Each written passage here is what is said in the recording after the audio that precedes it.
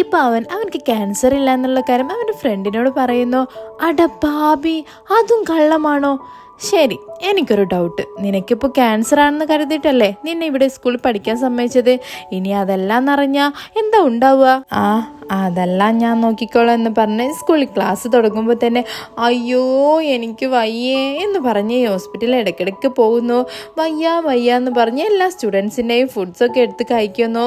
ഇതെല്ലാം ഹീറോയിൻ കാണുന്നുണ്ട്. സത്യത്തിൽ ഇവനക്ക് ക്യാൻസർ ഉണ്ടോ അതോ അഭിനയിക്കാണോ എന്ന് മനസ്സിൽ കരുതുന്നു. അപ്പം അവളുടെ അടുത്തൊരു ചെക്കൻ വന്ന് നിന്നിട്ട് ഹേയ് വാ നമുക്ക് കഴിക്കാൻ പോവാം എന്ന് പറഞ്ഞ് ഹീറോയിനെയും കൂട്ടി അവനും അവളും കൂടി പോയി കഴിക്കുന്നു. പിന്നെ നീ നവംബർ 10 ശേഷം ഒരുപാട് കാര്യങ്ങൾ ചെയ്യണമെന്ന് പറഞ്ഞ് ലിസ്റ്റ് ഇട്ടില്ലായിരുന്നോ? അതുപോലെ ഞാനും ചെയ്യുന്നുണ്ട്. ഓ എന്താ അത്? കടലിൻ്റെ അടിയിൽ ഒരു ലെറ്റർ ബോക്സ് ഉണ്ട്. അതിൽ നിനക്ക് ഞാൻ എഴുതുന്ന കത്ത് കൊണ്ടുപോയി ഇടണം.